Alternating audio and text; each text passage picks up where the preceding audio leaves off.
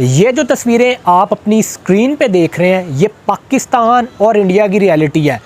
मतलब एक मुल्क 111वें नंबर पे है कि जिसके लोग भूखे मर रहे हैं, और दूसरा मुल्क यानी कि पाकिस्तान 102 नंबर पे है।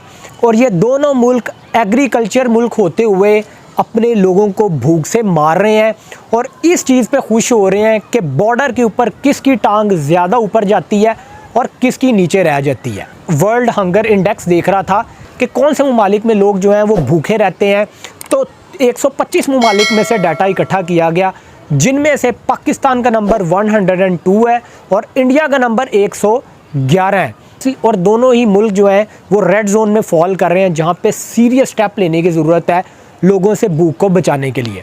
अगर पाकिस्तान को देखा जाए तो पाकिस्तान के 40% लोग जो हैं वो एग्रीकल्चर के प्रोफेशन से वाबस्ता हैं। तो इससे हिसाब लगाया जा सकता है कि पाकिस्तान कितना ज़रूरी मुल्क है। और अभी लेटेस्ट रिपोर्ट्स के मुताबिक पाकिस्तान में 19 मिलियन टन जो फूड है वो वेस्ट हो जाती है, और पाकिस्तान को तकरीबन $4 बिलियन का फाइनेंशियली नुकसान उठाना पड़ता है during the production of food. और ये वो फूड है जो अंडर कुक्ड जो है वो वेस्ट हो जाती है, मतलब एक्सपायर्ड हो जाती है, या जो फूड के जो प्रोडक्ट्स हैं जब उनको डिफरेंट प्रोसेस से गुजारा जाता है तो किसी की शेप, किसी का रंग और दूसरे जो फैक्टर्स हैं वो इस काबिल नहीं होते कि उसको जो है वो आगे भेजा जाए। तो दैट शोज़ कि पाकिस्तान की कितनी जो पैदावार है वो वेस्ट हो जाती है, बिना वो किसी के इस्तेमाल में नहीं आती। और अगर हम लोग बात करें अब कुक्ड फूड की, तो यहाँ पे तो ऐसे फैक्ट्स एंड फिगर्स हैं कि आपके होश उड़ा देंगे। कि एक सर्वे के मुताबिक जो पाकिस्तान में शादियाँ होती हैं, जो लेविश शादियाँ होती हैं, उसमें इतना खाना वेस्ट होता है कि अगर उसको प्रिजर्व किया जाए तो तकरीबन 300 बंदा एक मैरिज हॉल में जो खाना पकता है ना, वो 300 बंदा आराम से खा सकता है। इतना खाना हम लोग वेस्ट करते हैं। उसके अलावा अगर रेस्टोरेंट्स में चले जाएं तो रेस्टोरेंट्स में भी खाना वेस्ट हो रहा है। मतलब पाकिस्तान एक इस्लामी मुल्क है, और हमारे जो दीन इस्लाम में तो हमें यही सिखाया जाता है कि खाना अल्लाह ताला की ख़ास नेमत है और इसको ज़ाया नहीं करना।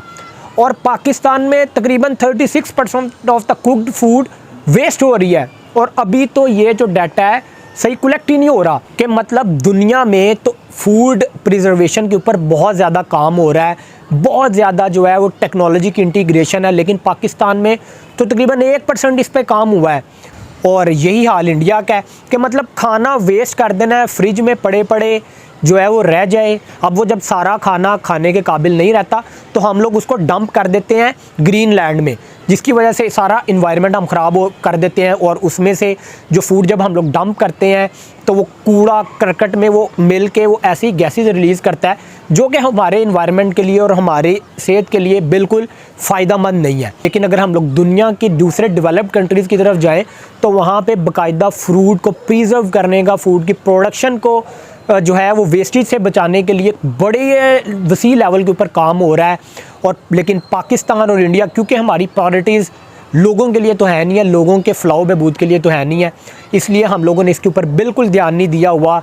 पाकिस्तान में जो डिफरेंट ऑर्गेनाइजेशंस काम कर रही हैं, जिसमें रिज़्क जो फाउंडेशन है वो टॉप पे है, उसके अलावा भी ऑर्गेनाइजेशंस हैं जो कि खाना डिफरेंट तरह से प्रिजर्व करके और उन लोगों तक पहुंचाते हैं जिनके पास खाने की कोई फैसिलिटी नहीं है या वो भूखे सो रहे हैं।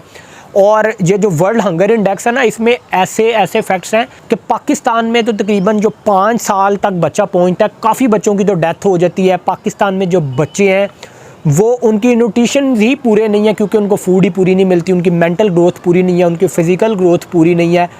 तो इस वजह से काफ़ी उनको फ्यूचर में जाके बच्चों को मसाइल का सामना करना पड़ता है, और अनफॉर्चुनेटली कुछ बच्चों की डेथ हो जाती है। इसलिए भाई खुदा का खौफ करें, अगर आपके टेबल पे पूरी तरह खाना आपको सर्व हो रहा है तो खाने को वेस्ट होने से बचाएं, उतना ही खाना बनाएं या उतना ही खाना ऑर्डर करें, उतना ही अपनी प्लेट में डालें कि जितना को आप खा सकते हैं। दूसरों का हक ना मारें, क्योंकि आप तो आराम से पिज़्ज़ा ऑर्डर कर रहे हैं, आराम से खा रहे हैं, अल्लाह ताला ने आपको दिया हुआ है, बिल्कुल खाएं। You have every right to live your life according to your own standards. But उन लोगों का भी ख्याल करें कि जो आप खाना वेस्ट कर रहे हैं वो कितने लोगों का हक मारा जा रहा है, और इस खाने को बनाने के लिए, इस अनाज को उगाने के लिए कितना लंबा प्रोसेस इन्वॉल्व है, कितने इसमें लोग इन्वॉल्व हैं और कितनी को मेहनत इसमें होती है, और आप उसको ईज़िली वेस्ट कर देते हैं। खाने को बचा के ना सिर्फ पाकिस्तान इंडिया का भला करेंगे बल्कि आप पूरी दुनिया को इसमें प्रोटेक्ट करेंगे, क्योंकि पूरी दुनिया इस टाइम फूड के शॉर्टेज से परेशान है और पूरी दुनिया में जितना फूड बनता है उसका 1/3 तो वैसे ही हम लोग वेस्ट कर देते हैं। तो इसलिए दोनों मुल्कों को चाहिए, दोनों एग्रीकल्चर मुल्क हैं, तिजारत को ज़्यादा से ज़्यादा फ़रोग दें, क्योंकि ये दोनों मुल्क अगर इकट्ठे हो जाते हैं तो काफ़ी हद तक गुर्बत और ये जो भूख और अफलास दोनों मुल्कों में फैली हुई है काफ़ी हम लोग इस पर कंट्रोल कर सकते हैं। इसलिए इंडिया और पाकिस्तान को चाहिए कि तिजारत को आम करें और बॉर्डर खोलें, बॉर्डर के ऊपर टांगें ऊंची ना करें, बॉर्डर को तिजारतों के लिए इस्तेमाल करें, फासले कम करें और दोनों मुल्कों की भलाई है। मुझे दीजिए इजाज़त, अल्लाह हाफ़िज़।